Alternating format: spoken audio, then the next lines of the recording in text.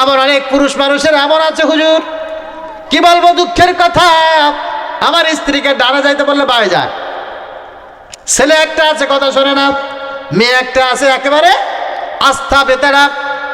ছেলেকে নিয়ে, মেয়েকে নিয়ে, স্বামীকে নিয়ে বড় বিপদে আছে, স্ত্রীকে নিয়ে বড় বিপদে আছে।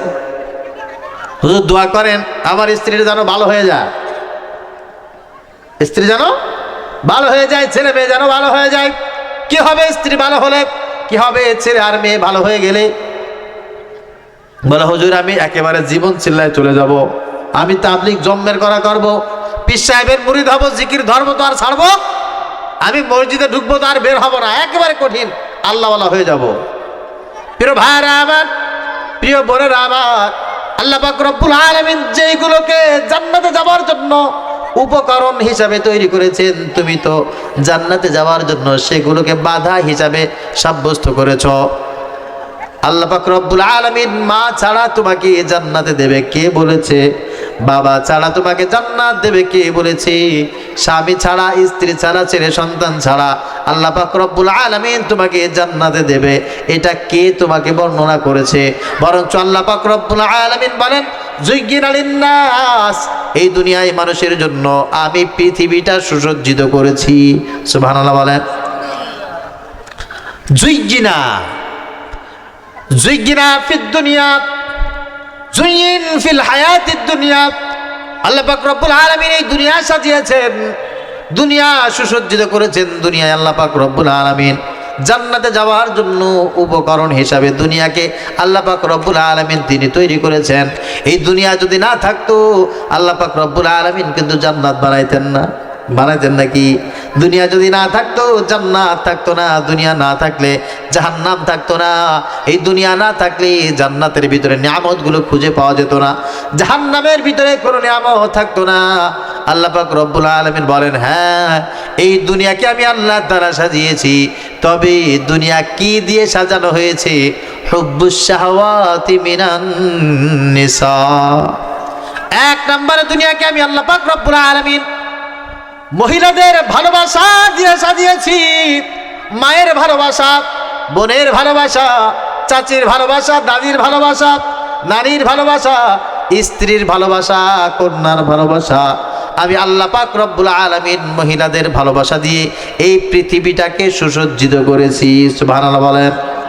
মায়ের ভালোবাসা যদি না থাকতো পৃথিবীটা সুন্দর হতো না, দাদির ভালোবাসা না থাকলে পৃথিবীটা এত সুন্দর হতো না, নারীর ভালোবাসা না থাকলে এই পৃথিবীটা এমন এমন চমকপ্রদ মনে হতো না, বোন যদি না থাকতো পৃথিবীটা উস্কো খুস্কো হয়ে যেত, স্ত্রী যদি না থাকতো দুনিয়ায় কোনো সুস্থ মানুষ পৃথিবীতে খুঁজে পাওয়া যেত না, সব মানুষগুলো থাকতো অসুস্থ।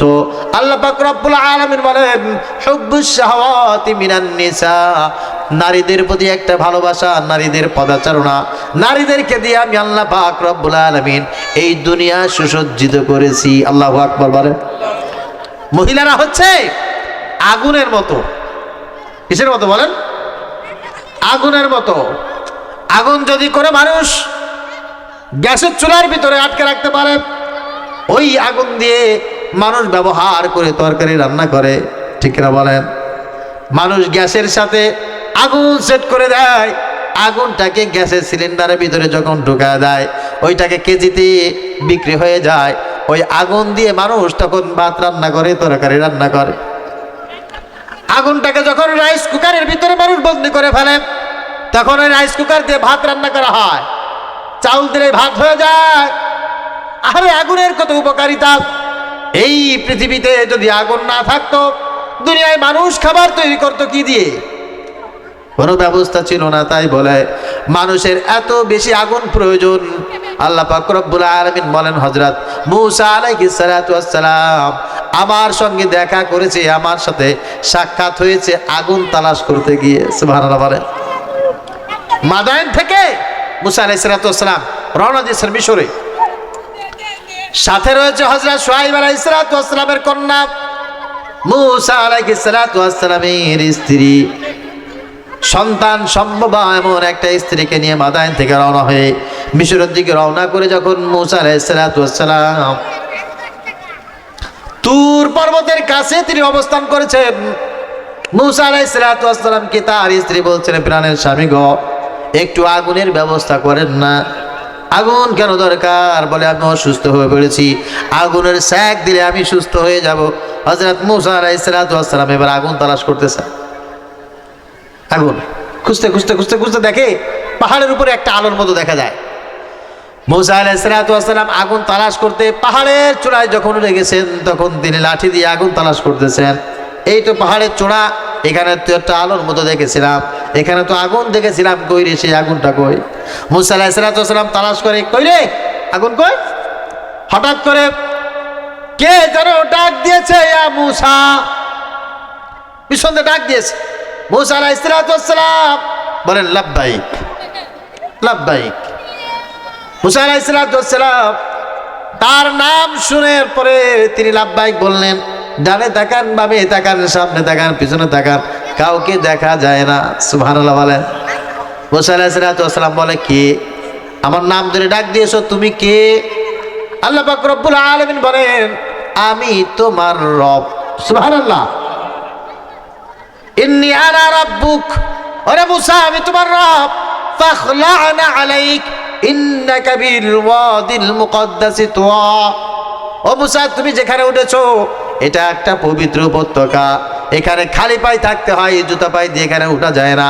আমি আল্লাহ পাক রব্বুল আলামিন তোমার সঙ্গে এখন কথা বলবো। ওয়া আনা আখতারতুকা ফাসতামি' লিমা ইউহা। আমি আল্লাহ তাআলা তোমাকে আমার সাথে কথা বলার জন্য, নবুয়তি দেওয়ার জন্য তোমাকে বাছাই করে পছন্দ করে এই জায়গা পর্যন্ত আগুনের লেলিহান দেখিয়ে আমি আল্লাহ তাআলা তোমাকে এই পর্যন্ত নিয়ে এসেছি। আল্লাহু আকবার। মূসা আলাইহিস সালাম আগুনের জন্য পাহাড়ে উঠে রবকে নিয়ে তারপরে ফিরলেন। সুবহানাল্লাহ। এই জন্য আগুনের খুব বেশি প্রয়োজন। এখন আগুনের এত উপকার, এই উপকারের হাদিস বর্ণনা শুনে আপনি যদি এখন আগুনের একটা দলা হাতের ভিতরে নেন, অবস্থাটা কি হবে বলেন? হ্যাঁ, এখন তো এই যে রড লাইট আছে, ইলেকট্রিক লাইট আছে। 20 বছর আগে, 30 বছর আগে এই লাইট যখন ছিল না, তখন একটা ল্যাম্পই তো নাকি হারিকেনের একটা আগুনের দলার কি দাম ছিল, মুরব্বী যারা আছে তাদের কাছে জিজ্ঞাসা করলে খুব বেশি বেনিফিট পাওয়া যাবে, ঠিক কিনা?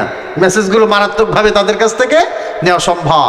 আগুনের কি দাম ছিল তখন, একটা ল্যাম্পোর কি দাম ছিল, একটা হ্যারিকেনের কি দাম ছিল, একটা হ্যাজাক লাইটের কি দাম ছিল। কিন্তু হ্যাজাক লাইট যখন আমরা জ্বালাইতে দেখেছি, একটা হ্যাজাক লাইট যখন জ্বলতো এলাকা ধরে আলো আলো হয়ে যেত, কিন্তু হ্যাজাক লাইট ধরা যেত না, স্পর্শ করা যেত না, কারণ ওইটা আগুন। আগুন দ্বারা উপকার নিতে হয়, কিন্তু আগুন স্পর্শ করা যায় না। মহিলারা হচ্ছে আগুনের মতো। আল্লাহ পাক রব্বুল আলামিন তাদেরকে দিয়ে পৃথিবীতে একেবারে সুন্দর করেছেন। হুব্বুশ শাহাওয়াতি মিনান নিসা। আল্লাহ পাক রব্বুল আলামিন বলেন, তাদেরকে দিয়ে আমি পৃথিবী সাজিয়েছি। যদি মহিলারা না থাকতো, পুরুষের জান্নাতে যাওয়ার কোনো উপকরণ থাকতো না। আল্লাহ পাক রব্বুল আলামিন তাদের মাধ্যমেই জান্নাতে যাওয়ার একটা উপকরণ হিসেবে তৈরি করেছেন।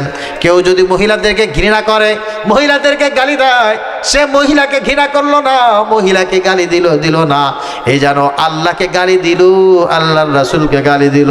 নাউজুবিল্লাহ বলেন। নবীজি সাল্লাল্লাহু আলাইহি ওয়াসাল্লাম বলেন, মহিলাদের যন্ত্রণায় কেউ যদি অধিষ্ঠিত হয়ে তার মেয়েকে গালি দেয়, তার স্ত্রীকে গালি দেয়, সে যেন তার মেয়েকে গালি দিল না, স্ত্রীকেও গালি দিল না। লা তুকরিহুল বানাত। নবীজি বললেন, আমাকে চেনো, আমি একটা মেয়ের বাবা। সুবহানাল্লাহ বলেন, আমি একটা মেয়ের বাবা। লা তুকরিহুল বানাত ফাইন্নী আবুল বানাত। তোমরা মেয়েদেরকে গালি দিও না, আমি মেয়ের বাবা। অর্থাৎ মেয়েদেরকে যদি গালি দাও, আমি রাসূলকে গালি দেওয়ার শামিল। কারণ তাদেরকে দিয়ে আমি আল্লাহ তাআলা পৃথিবীটা সাজিয়েছি। এই পৃথিবীতে আল্লাহ পাক রব্বুল আলামিন সবচাইতে আকস্মিক হিসাবে মহিলাদেরকে বানিয়েছেন, দামি হিসাবে মহিলাদেরকে বানিয়েছেন। এইবার মহিলারা যারা দামি হবে, দামি জিনিস দামি জায়গায় থাকবে, আর যেই মহিলারা সস্তা হবে, সস্তা মহিলারা সস্তা জায়গায় থাকবে। স্বর্ণের দোকানে যান, চমৎকার ভাবে দেখবেন স্বর্ণের প্রথমে একটা দোকানের জাপ আছে, তারপরে গ্লাসের একটা দরজা আছে, তারপরে আবার ছোট্ট ছোট্ট করে সুন্দর তাক বানায় রাখছে। ওই তাকের ভিতরে একটা ছোট্ট অর্নামেন্টস একটা সুন্দর বাক্স তৈরি করে রাখছে, ওর ভিতরে একটা নাকের তা, একটা কানের তা, স্বর্ণের বারগুলো ওখানে সুন্দর করে সাজিয়ে সাজিয়ে রেখে দিয়েছে। এমনকি বড় বড় স্বর্ণের দোকান যেগুলি আছে বাইতুল মোকাররমে এবং অন্যান্য বড় খুলনা নিউ মার্কেটে, এই স্বর্ণের দোকানের সামনে দেখবেন বিশেষ বিশেষ সময় পুলিশ পাহারা দেয়, আনসার বাহিনী পাহারা দেয়, বিশেষ প্রোটোকল দিয়ে এই স্বর্ণের দোকানগুলো পাহারা দেওয়া হয়। কেন? এটা দামি জিনিসের দোকান, স্বর্ণের দোকান, ঠিক কিনা? আর পক্ষান্তরে এই যে ফকিরাটের ওখানে বিক্রি করে চিংড়ি মাছের মাথা, চিংড়ি মাছের হাত পা মাথা আছে না নাই? হ্যাঁ, একদিক দিয়ে মাছি উঠতেছে আর একদিক দিয়ে গাড়ি যাচ্ছে সমান্তরে, ধুলাবালি ওখান থেকে চলতেছে, আর দোকানদার ওইখানে গায়ে মাথায় কিছু নাই, ওখানে বসে আসেন 10 টাকা 20 টাকা 50 টাকা এই কয় টাকা কেজি, আসেন নিয়ে যান। মানুষ সমান্তরে মাছিতেও খায়, রাস্তার ধুলাবালিতেও খায়, গাড়িতে যেয়ে দেখে সবার নজর ওইখানে পড়ে, ওইটার কোনো সিকিউরিটি নাই।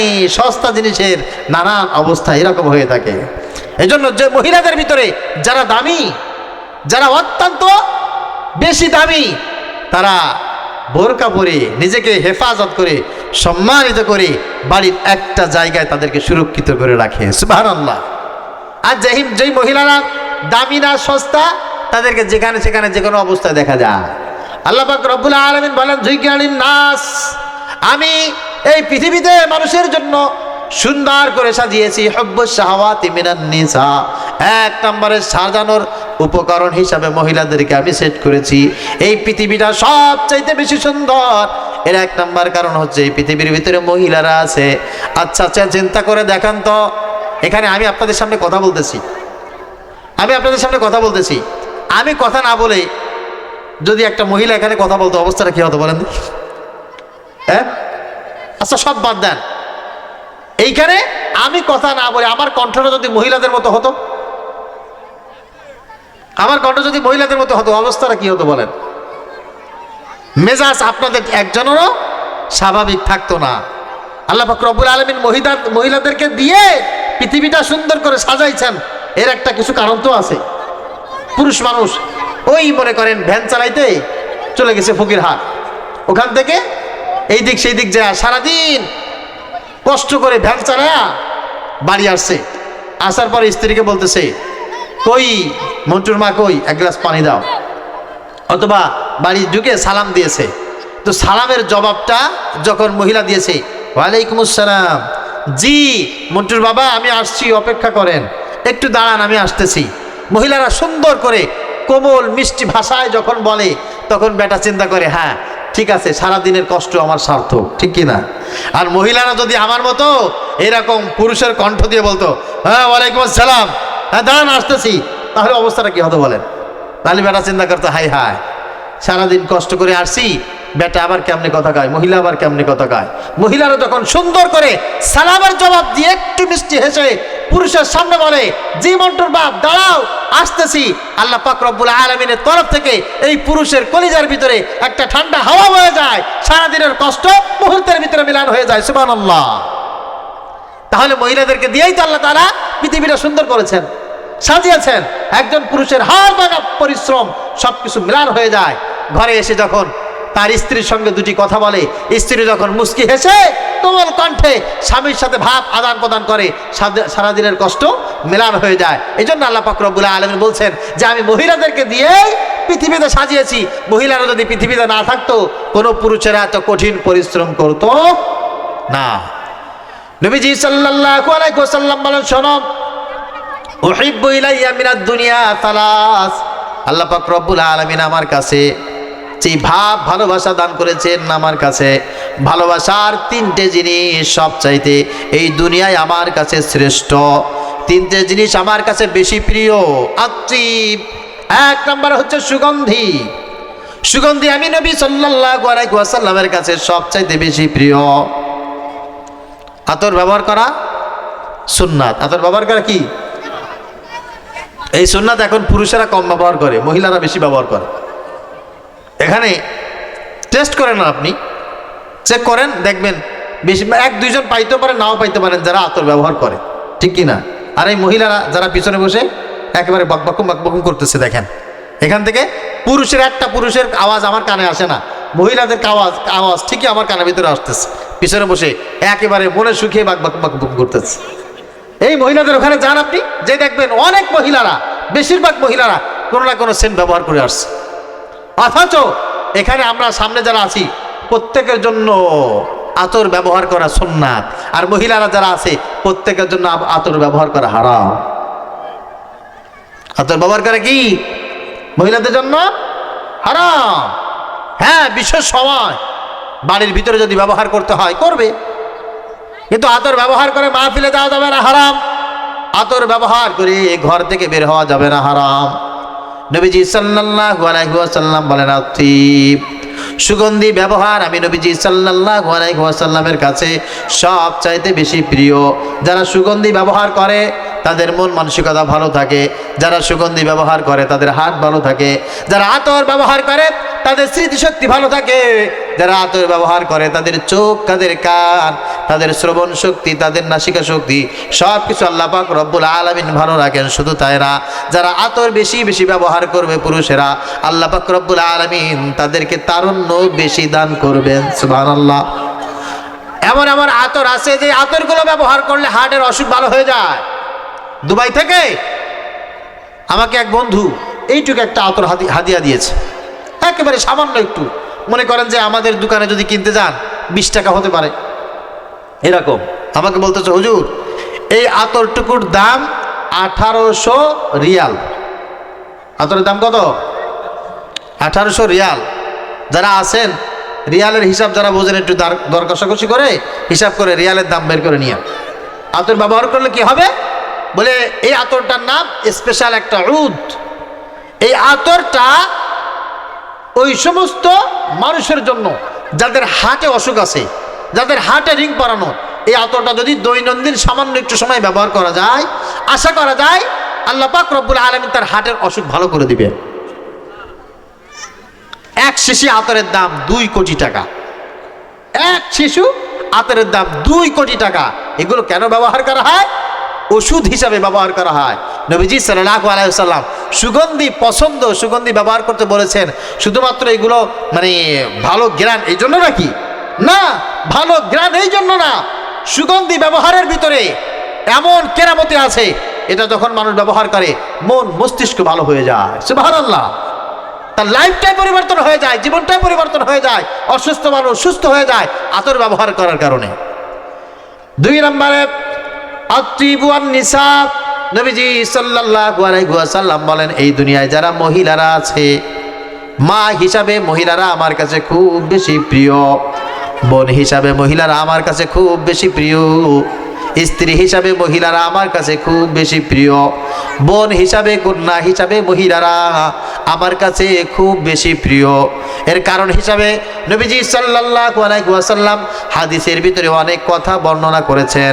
সেই কথাগুলো হচ্ছে এমন, নবীজি সাল্লাল্লাহু আলাইহি ওয়াসাল্লাম বলেছেন, সন্তান যাদের আছে 2টা 4টা 5টা 6টা 10টা পুত্র সন্তান হয়েছে, কিন্তু এখনো পর্যন্ত একটা কন্যা সন্তান হয় নাই, নবীজি সাল্লাল্লাহু আলাইহি ওয়াসাল্লাম বলেন সে আসলে এখনো পর্যন্ত বাবাই হতে পারে নাই।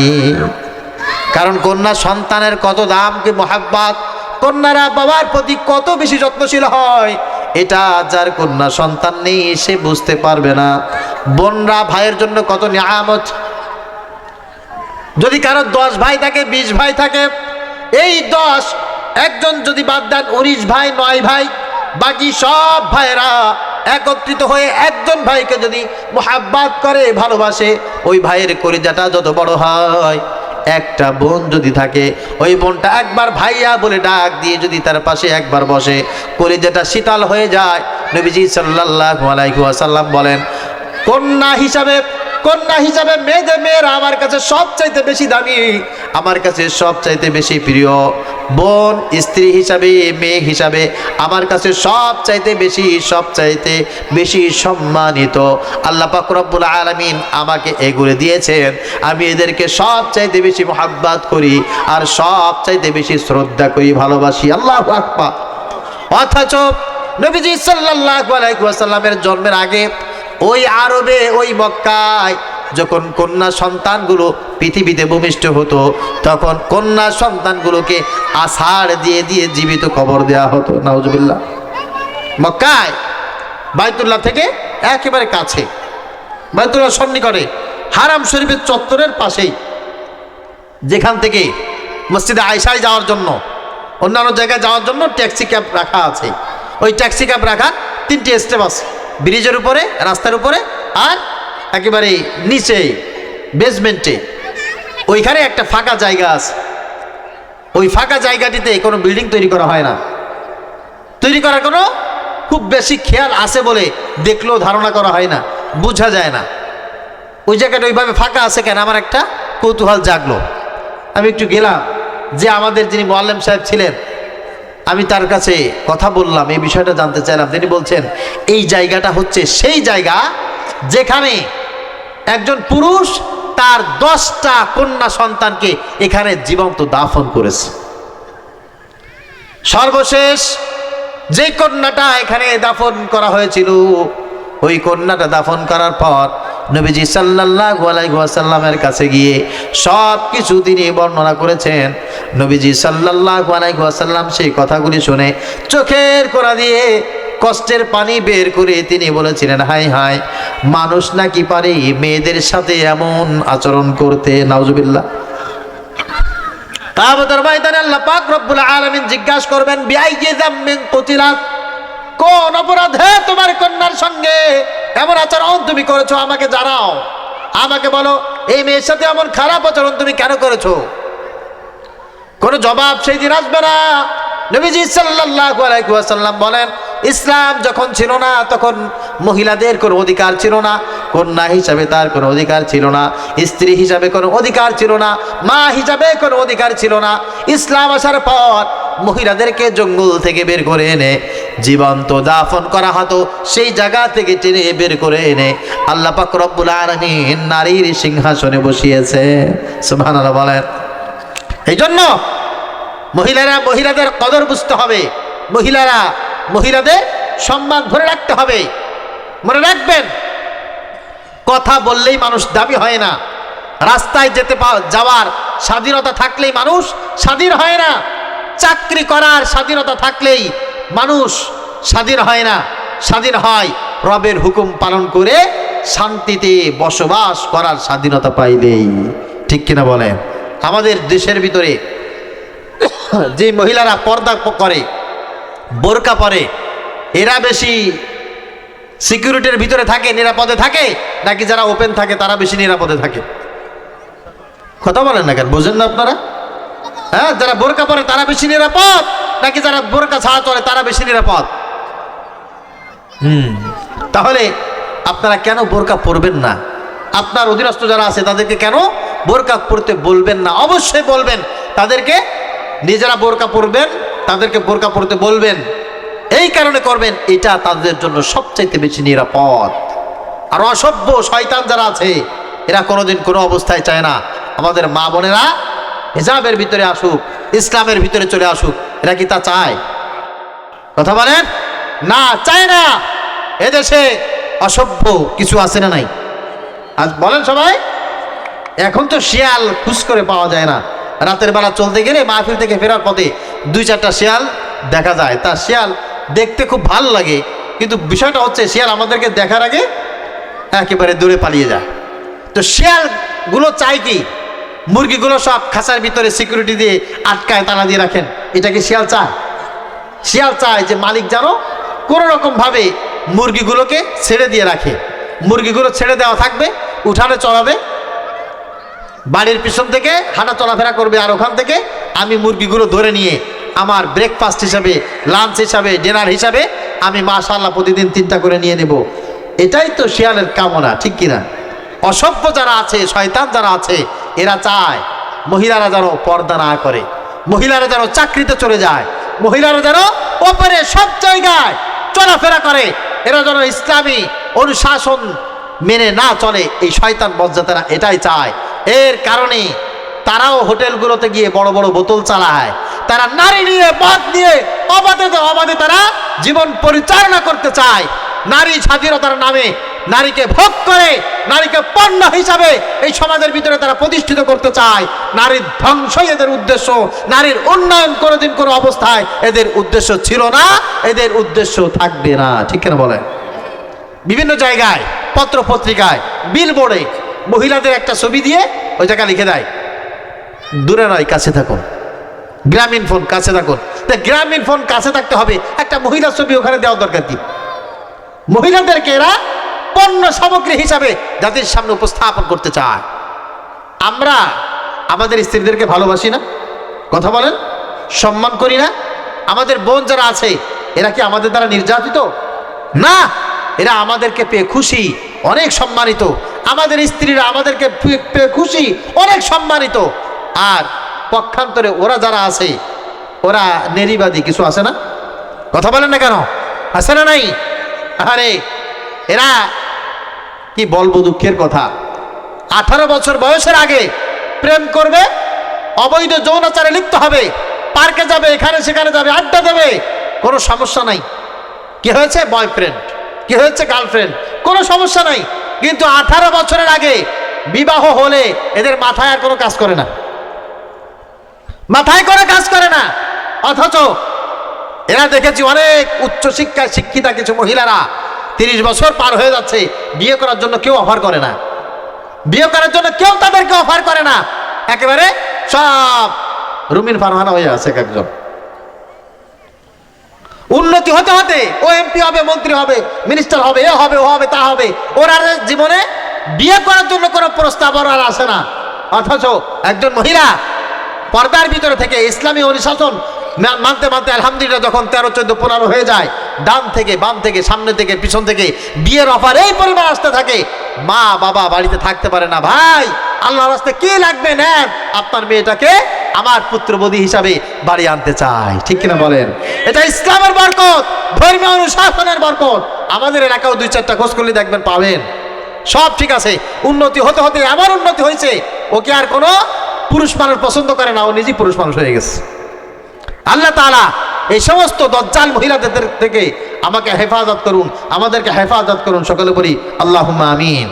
এই জন্য মহিলাদেরকে যে উদ্দেশ্য করে আল্লাহ পাক রব্বুল আলামিন তৈরি করেছেন, ওই উদ্দেশ্যটাই যদি আপনি সফল করতে চান, ওই উদ্দেশ্যটাই যদি মেনে জমির উপরে চলতে চান, কেবলমাত্র আপনি শান্তির ভিতরে থাকতে পারবেন, নতুবা শান্তিতে থাকার কোনো সুযোগ আপনার নাই। তবে হ্যাঁ, মহিলাদেরকে ভালোবাসতে হবে, ঠিক আছে।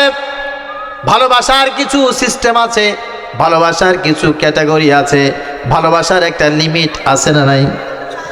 একটা গাছ আপনি রোপণ করবেন, ওই গাছের গোড়ায় আপনার পানি দিতে হবে, ওই গাছের গোড়ায় আপনার সার দিতে হবে, ওই গাছটাকে আপনার ঢেকে রাখতে হবে যেন ছাগলে মুড়িয়ে না খায়, গরুতে যেন ধ্বংস না করে দেয়। এর জন্য সুন্দর করে ডানে বামে সামনে পিছনে ওই গাছটা সিকিউরিটি দিতে হবে, গাছে পানি দিতে হবে, এই গাছে সার দিতে হবে। মুরব্বীরা যারা আছেন, আমি আপনাদের কাছে জিজ্ঞাসা করি, আমি আপনাকে বললাম গাছ লাগিয়েছেন, পানি দেন, এই জন্য আপনি এই পরিমাণ পানি দিলেন, গাছটাকে একেবারে কোমর সমান পানি দিয়ে গাছটাকে পানির ভিতরে চুবায় রাখলেন, বলেন দেখি এই গাছটা বাঁচবে না মরবে? আমি আপনাকে বললাম গাছে সার দেন, এই পরিমাণ সার দিয়েছেন, একেবারে মাটি থেকে 4 আঙ্গুল পরিমাণ সার দিয়ে উঁচু করে দিলেন, বলেন তো গাছটা বাঁচবে না মরবে? সার পরিমাণ মতো দিতে হয়, পানির পরিমাণ মতো দিতে হয়। পরিমাণের বেশি সার হয়ে গেলে, পানি হয়ে গেলে গাছ যেমন বাঁচে না। মহিলারা অতক্ষণ পর্যন্ত নিয়ামত থাকে যতক্ষণ পর্যন্ত আপনি তাকে যতটুকু অনুশাসনে আল্লাহ পাক রব্বুল আলামিন রাখতে বলেছেন, আপনি ততক্ষণ পর্যন্ত রাখতে সমর্থ হন। ওগো মা, যারা আমার কথাগুলো শুনছো, তোমাদের হাতে ধরে বলি, পায়ে ধরে বলি, আল্লাহ পাক রব্বুল আলামিন তোমাদেরকে যে হুদুদ দিয়েছেন, এই হুদুদ অনুযায়ী যতক্ষণ পর্যন্ত তুমি চলবে, ততক্ষণ পর্যন্ত আল্লাহ পাক রব্বুল আলামিন এই জমিনের উপরে সবচাইতে বেশি কর্তৃত্ব সম্মান তোমার জন্য রাখবে। এই জন্য মহিলাদেরকে আল্লাহ পাক রব্বুল আলামিন জান্নাত অত্যন্ত সহজ করে দিয়েছেন, পুরুষদের জন্য জান্নাত অনেক বেশি কঠিন করে দিয়েছেন।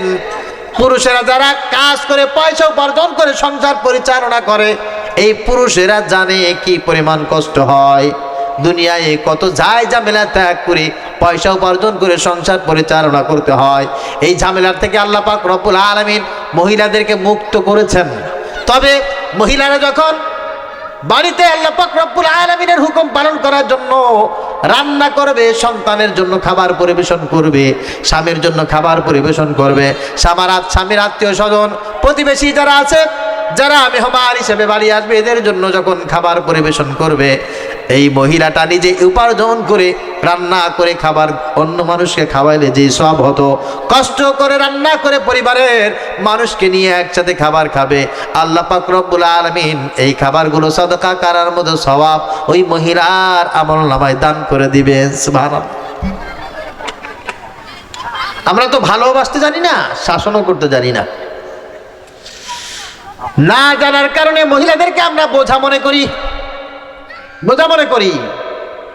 যাদের তালাক হয়ে যায়, স্বামী আর স্ত্রী যদি আলাদা হয়ে যায়, সেপারেট হয়ে যায়, ওই স্বামীর কাছে যদি কোনো বন্ধু বান্ধব জিজ্ঞাসা করে তোর স্ত্রী কেমন ছিল, জীবনে কোনোদিন ওই স্বামী বলবে না আমার স্ত্রী অনেক ভালো ছিল, বলবে ওই স্বামী স্ত্রীর জন্মের খারাপ। আবার কোনো স্ত্রীকে যদি তালাক দেওয়া হয়, ওই স্ত্রীর কাছে যদি জিজ্ঞাসা করা হয় তোমার স্বামী কেমন ছিল, সে বলবে আমার স্বামী একটা আস্ত খারাপ মানুষ ছিল। তালাক প্রাপ্তা কোনো মহিলার কাছে তার স্বামী ভালো হয় নাকি? কথা বলেন। আবার তালাক দেওয়া কোনো স্ত্রীর কাছে স্বামী ভালো হয় না, স্বামীর কাছে স্ত্রী ভালো হয় না, অথচ উভয়ের ভিতরে কিছু দোষ ছিল, কিছু গুণ ছিল, সামঞ্জস্য করে চলতে পারে না, এই জন্য অবস্থাটা হয়েছে এমন। নবীজি সাল্লাল্লাহু আলাইহি ওয়াসাল্লাম বলেন আল্লাহ পাক রব্বুল আলামিন পৃথিবীতে নারী দ্বারা সব চাইতে বেশি সুসজ্জিত করেছেন। মানুষ সারাদিন ক্ষেত খামারে কাজ করে তার স্ত্রীর মুখে হাসি ফোটানোর জন্য, মায়ের মুখে হাসি ফোটানোর জন্য সারাদিন কাজ করে, বোনের মুখে হাসি ফোটানোর জন্য, কন্যা সন্তানের মুখে হাসি ফোটানোর জন্য সারাদিন কাজ করে, এলাকা ছেড়ে আর এক এলাকায় চলে যায়, গ্রাম ছেড়ে ঢাকা শহরে চলে যায়, এমনকি দেশ ছেড়ে বিদেশ পাড়ি দেয়, সারাদিন একেবারে জম্মের পরিমাণ খাটে শুধুমাত্র স্ত্রীর মুখে হাসি ফোটানোর জন্য, কন্যা সন্তানের মুখে হাসি ফোটানোর জন্য। আল্লাহ পাক রব্বুল আলামিন বলেন যুগ্গিরা লিন-নাসি হুব্বুস শাহওয়াতি মিনান নিসা, মহিলাদের জন্য আমি আল্লাহ পাক রব্বুল আলামিন এই পৃথিবীটা অনেক বেশি সুন্দর করেছি। মহিলারা যখন আল্লাহ পাক রব্বুল আলামিনের হুকুম পালন করে চলবে, তখন আল্লাহ তাআলা ওই এলাকায়, ওই ঘরে, ওই দেশে সব কিছু সুন্দর করে ভালোবাসা দিয়ে ভরপুর করবেন। আর মহিলারা যদি আল্লাহর অনুশাসন মেনে না চলে, ওই ঘরের ভিতরে আল্লাহর রহমত থাকবে না, ওই এলাকায় আল্লাহর রহমত থাকবে না, ওই এলাকায় আল্লাহর রহমত থাকবে না। মহিলাদেরকে ভালোবাসতে হবে, কন্যা হিসাবে, বোন হিসাবে, স্ত্রী হিসাবে। মনে থাকবে ইনশাল্লাহ, মনে থাকবে। সম্মান করবেন তাদেরকে। হ্যাঁ, কিছু বেটা মানুষ আছে খালি মহিলাদেরকে পিটায়, গালাগালি করে, আছে না নাই? কিছু হইলেই গালাগালি। আরে গত মনে হয় 10-12 দিন আগে এই ফকিরহাট পাগলা দেয়া পাড়ায় একটা লোক ভাত রান্না করতে দেরি হয়েছে, এর জন্য গরম পানি, গরম তরকারি যা আছে সব ধরে মহিলার গার পরে মেরে দিচ্ছে। জাতীয় পত্রিকায়, কয়েকটা টেলিভিশনে পর্যন্ত এই নিউজটা ভাইরাল হয়ে গেছে। এই ফকিরহাটে পাগলা কেন রে? কেন এরকম জালেম হবেন কেন আপনি? ভাত রান্না করতে একটু দেরি হয়েছে, এই জন্য তরকারি ধরে একেবারে গরম এই ভাত মহিলার গার পরে মেরে দেবেন? আপনি মানুষ না? আপনি ওই রকম একটা মহিলার পেটে জন্ম নিয়েছেন না? ওই রকম একটা মহিলা আপনার মা ছিল না? আপনার বাবা যদি ওই মহিলাটাকে, আপনার মাকে এরকম নির্যাতন করতো, তাহলে আপনি পৃথিবীতে কিভাবে আসতেন? খবরদার, এরকম জালেম হবেন না, এরকম জালেম হবেন না। আবার মহিলারা, আপনাদেরকে বলছি, আপনারা একটু অলসতা কম করবেন। আমাদের মাদ্রাসায় যখন এই শীতের দিনে মনে করেন সকাল 8টায় যদি ক্লাস দেই, তাও কয়েকজন মহিলা আছে তার বাচ্চাকে নিয়ে পৌঁছাতে দেরি করবে। 9টায় ক্লাস দেবেন, তাও দেরি করবে। 10টায় ক্লাস দিলেও দেরি করবে। কয়েকদিন আগে 9:30টায় ক্লাস ছিল, কয়েকজন আছে একেবারে হাঁপাইতে হাঁপাইতে আসে, কিরে কি হয়েছে? ঘুম থেকে উঠতে দেরি হয়ে গেছে। 9:30টায় ক্লাস, ঘুম থেকে উঠতে দেরি হয়। বলে তোর মা ওটা নাই? বলে না মা, তো মাকে তো আমি ডেকে তুলি। বলে মা তাড়াতাড়ি, গাড়ি চলে আসতেছে, দ্রুত করে মাদ্রাসায় যেতে হবে। মাকে সন্তান ডেকে উঠায়। মহিলারা সকালবেলা এখন উঠে রান্না করতে চায় না, কোরআন তেলাওয়াত, নামাজ এগুলো তো পড়ে থাক, রান্না করে খাওয়াবে এটা পর্যন্ত সকালবেলা করতে চায় না। বেশিরভাগ বাচ্চাদেরকে 10 টাকা দিয়ে, 20 টাকা দিয়ে বলে দেয় ড্রাইভারকে, যাও ওই দোকান পাইলে সামনে ওখান থেকে একটা পরোটা কিনে দিও, একটু ডাল কিনে দিও, ব্যাস খালাস। কেন আপনারা এত অলস কেন হবেন? যেই মহিলারা ফজরের নামাজের পরে বাড়ি ঘুমায়, ওই বাড়ির ভিতরে জীবনে কোনোদিন রিজেকের বরকত আসবে না, আসবে না, আসবে না। রিজেকের বরকত হোক, আয় ইনকামে বরকত হোক, যদি আপনি চান, ওই ঘরে মুসলমানেরা, মহিলারা বিশেষ করে বাদ ফজর ঘুমাইতে পারবে না। মনে থাকবে? মনে থাকবে ইনশাআল্লাহ। আল্লাহ তাআলা মনে রাখার মতো তৌফিক দান করুক। সকলে পড়ি আল্লাহুম্মা আমিন। ওয়াল বানিন, 2 নম্বর আল্লাহ পাক রব্বুল আলামিন বলেন, এই পৃথিবীটা আমি সুন্দর করেছি সন্তান দিয়ে, ছেলেদেরকে দিয়ে, মেয়েদেরকে দিয়ে পৃথিবীটা আমি সুন্দর করেছি। যদি কোনো মানুষের ছেলে না থাকতো, মেয়ে না থাকতো, এক কথায় যদি সন্তান না থাকতো, কোন পুরুষ শুধু শুধু ইনকাম করে তার স্ত্রীকে খাওয়াইতো না, আর স্ত্রীর এত জ্বালা যন্ত্রণা সহ্য করতো না। ঠিক কিনা বলেন? অনেক পুরুষকে আমি নিজে বলতে শুনেছি, তোমারে আমি কি রাখবো, তোমাকে আমি কি মোহাব্বত করব, কি থাকতে দিব আর খেতে দিব, কেবল যে আমার ছেলে মেয়ে দুটে মা হারা হয়ে যাবে, আমার ছেলে মেয়ে দুটে তোমাকে যদি না পাই অনেক কষ্ট পাবে, এই জন্য তোমাকে বাড়ি রাখি, আর তোমার দেওয়া সব অত্যাচার আমি সহ্য করি। আল্লাহ পাক রব্বুল আলামিন বলেন, আল মালু ওয়াল বানুনা জিনাতুল হায়াতিদ দুনিয়া, এই দুনিয়া আমি চাকচিক্যময় করেছি, সাজিয়েছি, গুছিয়েছি। একটা হলো সম্পদ দিয়ে, আর একটা হচ্ছে সন্তান দিয়ে। যার সন্তান হয় না তার কাছে জিজ্ঞাসা করেন দুনিয়াটা কত খারাপ, দুনিয়াটা কত সংকীর্ণ, তার কাছে জিজ্ঞাসা করেন।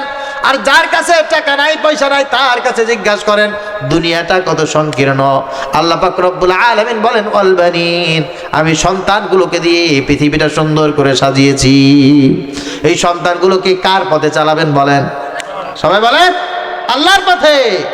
আল্লাহর পথে চালাবে। এই সন্তানগুলো আল্লাহ পাক রব্বুল আলামিন দিয়েছেন আপনার জন্য নিয়ামত। সন্তানগুলোকে যদি আল্লাহ পাক রব্বুল আলামিনের পরিচয় আপনি জানিয়ে দিতে পারেন, নবীজি সাল্লাল্লাহু আলাইহি ওয়াসাল্লামের পরিচয় যদি আপনি তাদের ভিতরে দিতে পারেন, তাদেরকে যদি দুনিয়ায় ভদ্রতা শেখাইতে পারেন, তাদেরকে যদি দিন শেখাইতে পারেন, দেখবেন আল্লাহ পাক রব্বুল আলামিন ওই সন্তান আপনার জন্য নাজাতের কারণ হিসাবে কবুল করবেন। কিয়ামতের ময়দানে বহু পিতা মাতা জাহান্নামে চলে যাবে সন্তানের কারণে, আর বহু পিতা মাতা জান্নাতে চলে যাবে সন্তানের কারণে। আল্লাহ পাক রব্বুল আলামিন বলেন, রব্বানা ইন্না আতানা সাদাতানা ওয়া কুবারানা ফাদল্লুনা সাবিলা। কিয়ামতের ময়দানে এক শ্রেণীর সন্তানেরা যখন জাহান্নামের জন্য আদিষ্ট হয়ে যাবে, রব্বুল আলামিনকে ডাক দিয়ে বলবে, আল্লাহ তুমি আমার মাকে আর বাবাকে একটু আমার সামনে ডাক দাও, আমি আমার মাকে বাবাকে একটা লাথি মেরে তাদের বুকের উপরে পাড় দিয়ে জাহান্নামের ভিতরে যাব। আল্লাহ পাক রব্বুল আলামিন তার মাকে হাজির করবেন, তার বাবাকে হাজির করবেন, ডেকে বলবেন, কি রে, এই যে তোমার মা, এই যে তোমার বাবা। রব্বুল আলামিনের কাছে সন্তান বলবে, আল্লাহ এই আমার সেই মা, এই আমার সেই বাবা, সকালবেলা আমাকে স্কুলে যাওয়ার জন্য বলেছে, আমি সকালবেলা খেয়ে না খেয়ে স্কুলে চলে গেছি, প্রাইমারি শেষ করেছি, আমাকে হাই স্কুলে পাঠিয়েছে, আমি সারা বছর কোনো দিন স্কুল কামাই করি নাই, আমি নিয়মিত স্কুলে গেছি, কলেজে পাঠিয়েছি, কলেজে গেছি, বিশ্ববিদ্যালয়ে পাঠিয়েছি, বিশ্ববিদ্যালয়ে আমি গেছি। আল্লাহ আমাকে আমার মা বাবা লেখাপড়া করার জন্য বিদেশ পাঠিয়েছে, আমি মা বাবার কথা শোনার জন্য বিদেশ চলে গেছি। শুধু তাই না, আমার মা বাবা আমাকে সম্পদ উপার্জনের জন্য যেই চাকরিতে জয়েন করতে বলেছে, আমি সেই চাকরিতে জয়েন করেছি। জীবনে কোনোদিন মায়ের কথা অবাধ্য হই নাই, বাবার কথার অবাধ্য হই নাই। যেই মায়ের কথায় 20 বছর লেখাপড়া করেছি, যেই মায়ের কথায় আমি দেশ ছেড়ে বিদেশ চলে গেছি, এই মা আমাকে রমাদানুল মুবারকে রোজা রাখার জন্য কোনোদিন আমাকে তাকিদ করে নাই, 5 ওয়াক্ত নামাজ পড়ার জন্য তাকিদ করে নাই। যেই মায়ের কথায় আমি বছরকে বছর টাইম মতো ক্লাস করেছি, বিদেশ চলে গেছি, এই মা যদি আমাকে লেখাপড়ার জন্য যেই তাকিদ দিয়েছে, এই তাকিদটা যদি আমাকে নামাজ পড়ার জন্য দিত, রোজা রাখার জন্য দিত, দিন শিখার জন্য দিত, আল্লাহ আমি বেনামাজি হতাম না, আমি বেরোজগার হতাম না, আজকে আমি জাহান্নামে যেতাম না। আল্লাহ এই মায়ের জন্য বাবার জন্য আমি আজকে বেনামাজি, এই মায়ের জন্য বাবার জন্য আজকে আমি বেরোজাদার না। আল্লাহ মাকে বাবাকে আমার সামনে নিয়ে এসো। আল্লাহ এই মাকে বাবাকে কলিজার উপরে লাথি মেরে তারপর আমি জাহান্নামে যাব। নাউজুবিল্লাহ বলেন।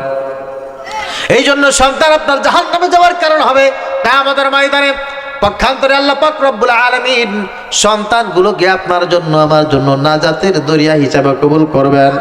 সন্তানের জন্য যেমন মা সারাদিন রাত কষ্ট করে পরিশ্রম করে দুনিয়ায় সব কিছু ত্যাগ করে সন্তানের জন্য সব কিছু কষ্ট সয়ে নেয় সন্তানের জন্য, কিয়ামতের ময়দানে এই সন্তান আবার আখিরাতের ময়দানে তার জন্য নাজাতের কারণ হবে।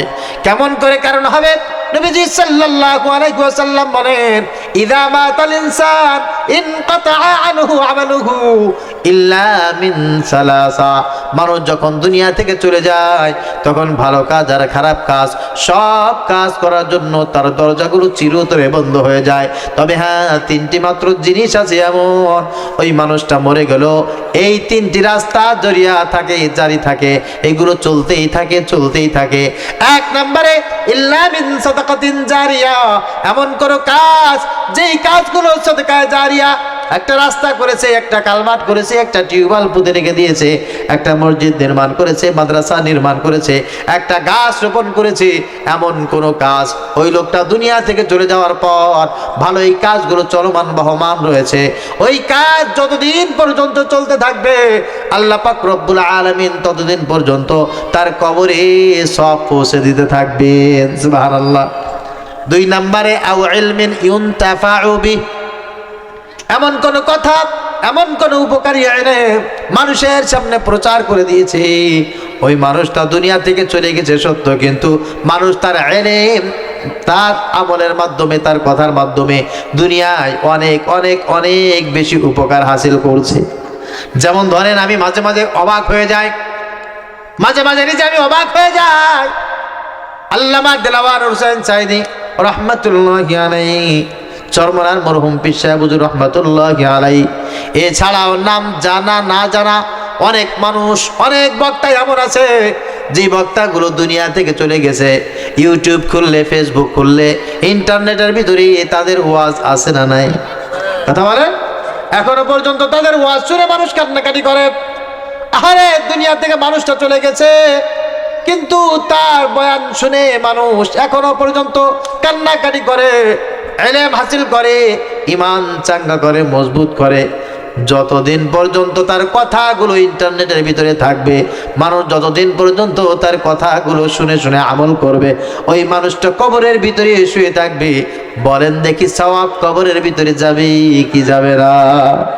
জিকিরি বুখারী শরীফ লিখেছেন, মুসলিম শরীফ যিনি লিখেছেন, আরে এমনি করে ইসলামী সুন্দর সুন্দর কথা যারা ছড়িয়ে দিয়েছে, সুন্দর সুন্দর কথাগুলো যারা পাবলিসিটি করেছে, এই কথাগুলো, এই কিতাবগুলো, এই বইগুলো যতদিন পর্যন্ত থাকবে, যারা ইসলামী গান গেয়েছে, সুন্দর সুন্দর ইসলামী গান, আরে আইনুদ্দিন আল আজাদ রাহমাতুল্লাহি আলাইহি চমৎকার করে ইসলামী সঙ্গীতগুলো গাইতেন, এই গানগুলো যতদিন পর্যন্ত থাকবে মানুষ শুনে ঈমান তাজা করবে, মজবুত করবে, আর ওই ব্যক্তি কবরের ভিতরে থাকবে।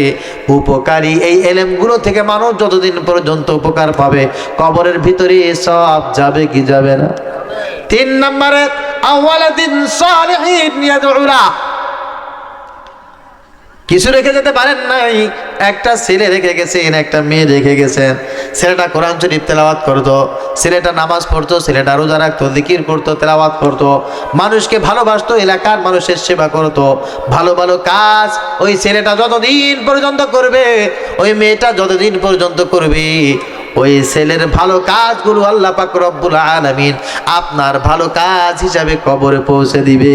সুবহানাল্লাহ। এই জন্য অনেক মানুষকে আমাদের ময়দানে জান্নাতে চলে যাবে। কেন? সেই ব্যক্তি একটা সুন্দর নেককার সন্তান পৃথিবীতে তৈরি করে রেখে গেছে। এই কারণে আল্লাহ পাক রব্বুল আলামিন তাকে সম্মানিত করে কিয়ামতের ময়দানে জান্নাতে বানায় দেবে। এই জন্য সন্তানের জন্য কিয়ামতের ময়দানে জাহান্নামে যাবে, আবার সন্তানের জন্যই জান্নাতে যাবে। হবে কি হবে না? সবাই বলেন হবে। এই সন্তানের জন্যই মানুষ পৃথিবীতে এত কষ্ট করে, আর এই সন্তান দিয়ে আল্লাহ তাআলা জান্নাত সুসজ্জিত করেছে। হুব্বু শাহাওয়াতি মিনান নিসা, মহিলাদের ভালোবাসা দিয়ে আল্লাহ তাআলা দুনিয়া সুসজ্জিত করেছেন। ওয়াল বানিন, আর সন্তান সন্ততি দিয়ে, ছেলে দিয়ে, মেয়ে দিয়ে আল্লাহ পাক রব্বুল আলামিন পৃথিবীটা সুসজ্জিত করেছেন। ওয়াল কানাতিরিল মুকান্তরা, খুব খেয়াল করে বুঝতে হবে। আল কানাতিরিল মুকান্তরা, গচ্ছিত ধনভাণ্ডার, ব্যাংক, বীমা, অফিস, আদালতে অনেক ধরনের টাকা পয়সা মানুষ জমা রাখে। এইগুলোর প্রতি মানুষের আকর্ষণ আছে না নাই? এই দুনিয়ায় পাগল ছাড়া আর ছোট্ট অবুঝ বাচ্চা ছাড়া এমন কোনো মানুষ পাওয়া যাবে না যে মানুষটা বলবে আমার টাকা লাগবে না, টাকার প্রতি আমার কোনো মহাব্বত নাই, আমার কোনো টান নাই। এমন মানুষ পৃথিবীতে খুঁজে পাওয়া যাবে না। টাকার প্রতি মহাব্বত, টাকার প্রতি টান, এটা আল্লাহ পাক রব্বুল আলামিন নিজেই সৃষ্টি করেছেন। এটা দিয়ে আল্লাহ তাআলা দুনিয়াকে সুসজ্জিত করেছেন। এই টাকাও হচ্ছে আর একটা জিনিস। সেটা কি? টাকার জন্য পৃথিবীতে মানুষ ভালো কাজ করতে পারে, আবার টাকার জন্য মানুষ খারাপ কাজ করতে পারে। যদি কোনো মানুষ গাঁজা খায়, গাঁজা খাইতে টাকার দরকার আছে না নাই? হঠাৎ করে আমরা শুনি বুড়ি বটতলার মসজিদের যে দান বাক্স আছে, দান বাক্স টাকা চুরি করে নিয়ে গেছে। পরের দিন ধরা গেছে কে? অমুক গাঁজাখোর, ওর গাঁজা খাওয়ার টাকা নাই, সেজন্য মসজিদের দান বাক্স টাকা চুরি করে নিয়ে গেছে। বাহির রেল স্টেশন মসজিদের মাইকের আজান দেওয়া যে ব্যাটারি আছে, এই ব্যাটারি চুরি করে নিয়ে গেছে। পরে জানা গেল ওই এলাকায় একজন গাঁজাখোর আছে, তার গাঁজা খাইতে সমস্যা, গাঁজা খাওয়ার টাকা নাই, সেজন্য মসজিদের মাইক, তার ব্যাটারি ইন্না লিল্লাহি ওয়া ইন্না ইলাইহি রাজিউন হয়ে গেছে। বোঝা গেল এক কথায়, টাকার জন্য মানুষ চুরি করে। কিসের জন্য? সবাই বলেন, টাকার জন্য। কারণ খারাপ কাজ করার জন্য টাকার দরকার। গাঁজা খাইতে টাকার দরকার, সিগারেট খাইতে টাকা দরকার, ইয়াবা খাইতে টাকা দরকার, মদ খাইতে টাকা, মেলা চালাইতে হবে তার জন্য টাকা দরকার, লটারি করতে হবে এর জন্য টাকা দরকার, সিনেমা দেখতে হবে তার জন্য টাকা দরকার, মোবাইলে এমবি কিনতে হবে তার জন্য টাকা দরকার। আরে আজকে দেখলাম একটা ছেলে, ইয়াং একটি ছেলে, তার মাকে আরে উল্টা পাল্টা পিটাচ্ছে, মারতেছে, আর বলতেছে টাকা দিবি কিনা বল। নাউজুবিল্লাহ বলেন, টাকা দিবি কিনা বল, আমার মোবাইলে এমবি নাই, আমি গেম খেলতে পারতেছি না, আমি ইন্টারনেট চালাইতে পারতেছি না, আর তুই টাকা নিয়ে ঘরের ভিতরে বসে থাকবি, টাকা দিবি কিনা বল। নাউজুবিল্লাহ বলেন। টাকার জন্য মানুষ কি না করে, আর খারাপ কাজ করার জন্য এই টাকা ব্যবহার করে। আর আল্লাহ পাক রব্বুল আলামিন বলছেন, টাকার প্রতি আমি মোহ তৈরি করেছি, গচ্ছিত ধন ভান্ডারের প্রতি আমি আল্লাহ তাআলা এই মোহ তৈরি করেছি। খারাপ কাজ যারা করে তাদের অনেক বেশি টাকা আছে, অনেক বেশি টাকা তাদের দরকার। এই দুনিয়ায় যত খারাপ কাজ আছে, সবচাইতে টপ পজিশনে যদি আপনি কয়েকটা খারাপ কাজকে এক জায়গায় রাখেন, তাহলে দেখবেন এক নম্বরে মদ খাওয়া হচ্ছে একটা খারাপ কাজ, যেটা টাকা ছাড়া ফিরি জীবনে কোনোদিন হয় নাকি বলেন? আপনারা যারা বাঙালি গ্রামের মানুষ তো সহজ সরল, এখানে যারা আছেন আলহামদুলিল্লাহ খুব সহজ সরল মানুষ। মদের দাম সম্পর্কে আপনাদের কোনো এলেম আছে? আমি ক্ষুদ্র মানুষ, আল্লাহ তাআলা কয়েকটা দেশে আমাকে সফর করার তৌফিক দিয়েছেন। সেখানে দেখেছি মদ কাহাকে বলে, কত প্রকার, কি কি। আমাদের দেশের নেতাগুতা যারা আছে না, আপনাদের দাদা বাবু টাবু যারা ছিল না, হঠাৎ করে দেখবেন কি হয়েছে, নেপাল গেছে ভ্রমণ করতে, দেখবেন যে ভ্রমণ করতে কোথায় গেছে, ভুটান গেছে, এই একটু দুবাই গেছে, আর কি একটু অমুক জায়গায় গেছে, যা কি করে জানেন, ওই মালটুস খায়, বোতল ধরে ধরে মেরে দেয়। এক এক বোতল 50 লাখ 60 লাখ টাকা পর্যন্ত এক বোতল মদের দাম, এক বোতল মদের দাম। আর একটা ট্যাবলেট, ও মাগো, এ তো এলাকায় যারা খায় তাদের কাছে জিজ্ঞাসা করলে বুঝবেন কোথায় কি অবস্থায় কয় টাকা হলে পাওয়া যায়। বলতে চাচ্ছি এইটা যে পৃথিবীতে সবচাইতে দামি জিনিসের ভিতরে এটা একটা জিনিস, যা মানুষ হর হামেশা টাকা দিয়ে এটাকে ক্রয় করে এটা খায়, এটা দিয়ে নেশা করে। কিন্তু যারা নেশা করে আজ পর্যন্ত কেউ এটা বলে নাই যে এটা নেশা করে আমি খুব বেশি কিছু পেয়ে গেছি। আজকে নেশা করছে, নেশা যখন শেষ, টাকাও শেষ, পরের দিন আবার লাগবে, আবার লাগবে। আর একটা আছে, প্রেম করার জন্য টাকার দরকার। যুবক ছেলেরা যারা আছো, বাপের পকেট কয়বার কাটছো, বাপের সাথে কয়বার মিথ্যা কথা কইছো, কার গাছের কি কয়বার চুরি করছো, গার্লফ্রেন্ডের জন্য, এরকম কিছু দরবেশ আছে না, কথা কেন আছে না নাই? বিশেষ বিশেষ মুহূর্তে আজকে এই ডে, ওই ডে, সেই ডে, এখানে কিছু গিফট কিনতে হবে, তা দিতে হবে, এ দিতে হবে, দিতে কিছু লাগবে না, ওই এর জন্য আর কি ভাইয়ের কাছ থেকে মিথ্যা কথা বলে নাই, মায়ের কাছ থেকে মিথ্যা কথা বলে নাই, বাবার কাছ থেকে মিথ্যা কথা বলে নাই, এমন কি কোচিং করে না, কোচিং এর ফিস গার্লফ্রেন্ডকে দান করে দিচ্ছে সওয়াবের নিয়াতে, আছে না নাই? এটা খারাপ কাজ যারা করে তারাও জানে খারাপ। এই পৃথিবীতে যত নেককার কাজ আছে, গুনাহের কাজ আছে, তার ভিতরে অন্যতম শ্রেষ্ঠ একটা গুনাহের কাজ হচ্ছে অবৈধ প্রেম প্রীতি আর ভালোবাসা। ছেলেদের মধ্যে মেয়েদের মধ্যে অবৈধ প্রেম প্রীতি ভালোবাসা পরকীয়া, এই কাজ এত বেশি নেককার কাজ, এটা মদ খাওয়ার চাইতে নিকৃষ্ট, এটা জুয়ার চাইতে নিকৃষ্ট, নাউজুবিল্লাহ বলেন। এটা চুরি করার চাইতে খারাপ, সন্ত্রাসী কর্মকাণ্ডের চাইতে খারাপ, মানুষ হত্যা করার চাইতে খারাপ, বলেন নাউজুবিল্লাহ। কি বলেছি? মানুষ হত্যা করার চাইতে খারাপ। আমাদের যুবক যুবতীরা যারা আছে এটাকে অপরাধী মনে করে না। এমনকি অনেক মা বাবা এমন আছে, ছেলেকে আর মেয়েকে বলে বাবা যেখানে সেখানে যাবা না, যেখানে সেখানে আড্ডা মারবা না, যদি কাউকে পছন্দ থাকে বলবা, দরকার হয় বাড়ি এনে তার সাথে আড্ডা দিবা, কিন্তু যেখানে সেখানে যে আমার সম্মান নষ্ট করবা না। এরকম অসভ্য বাবা মা আছে না নাই? কেন আপনার মেয়েকে ছেলেকে এই কথা বলে শিখাবেন নাকি? আপনাদের খারাপ লাগতেছে মনে হয় যে হুজুর এদিক যায়েন না। হ্যাঁ, বনি ইসরাইলের যুবক নবীজি সাল্লাল্লাহু আলাইহি ওয়াসাল্লাম বর্ণনা করেন, বুখারী শরীফের হাদিস, মুসলিম শরীফের হাদিস, মুত্তাফাকুন আলাইহি। বুখারী শরীফের ভিতরে আসছে, মুসলিম শরীফের ভিতরে আসছে, বনি ইসরাইলের ভিতরে ইমানদার মুত্তাকিন পরহেজগার একজন সুন্দরী যুবক রাস্তা দিয়ে প্রতিদিন যাইতো। ওই এলাকার সব চাইতে বড় টাকাওয়ালা ক্ষমতাসীন একজন ব্যক্তি ছিল, তার একটা কন্যা ছিল। ওই মেয়েটা প্রতিদিন সেই যুবককে ফলো করত। হঠাৎ করে একদিন তার বাড়ির চাকরকে ডেকে বলছে যুবককে ধরে নিয়ে আসো। যুবককে ধরে এনে বাড়ির ভিতরে আটকিয়েছে। যুবক তুমি আমার সাথে প্রেম করবা? যুবকরা বলছে না, আমি তোমার সাথে প্রেম করতে পারবো না। কেন করবা না? বলে আমি আল্লাহকে ভয় করি। আল্লাহু আকবার। আমি আল্লাহকে ভয় করি, এই জন্য পরনারী আমি স্পর্শ করবো না, তোমার সাথে আমার কোনো ভালোবাসা নাই। তখন ওই মহিষী রমণী বলছে তুমি যদি আমার সঙ্গে ভাব আদান প্রদান না করো, আমি তোমাকে এই বাড়ি থেকে বের হতে দেব না, তোমাকে আমি আর জীবনে কোনোদিন এখান থেকে জীবিত ফিরাবো না।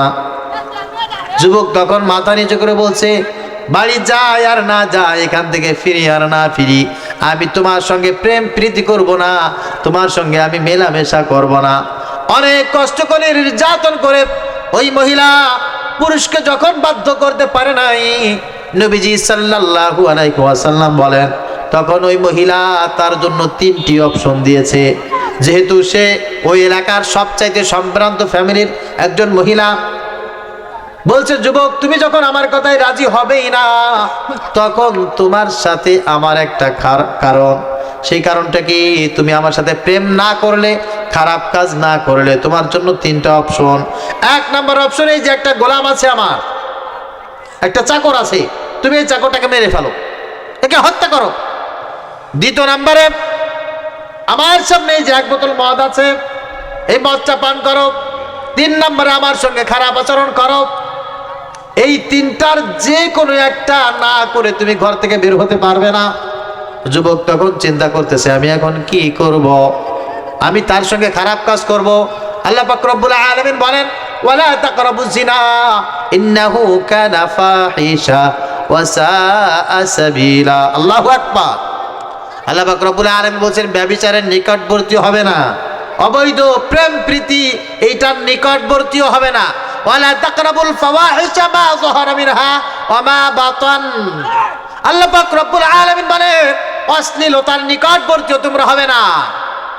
আমার ক্লাস পড়ুয়া, হ্যাঁ, হাই স্কুল পড়ুয়া, কলেজ পড়ুয়া, ইউনিভার্সিটি পড়ুয়া, আমার ছেলে মেয়ে, আমার বোন, আমার ভাই, তোমাদেরকে বলছি খবরদার, জীবনে যদি মুসলমান হিসাবে মরতে যাও, অবৈধ প্রেম প্রীতির কাছেও তুমি যাবে না, অবৈধ ভালোবাসার নিকটবর্তী হবে না।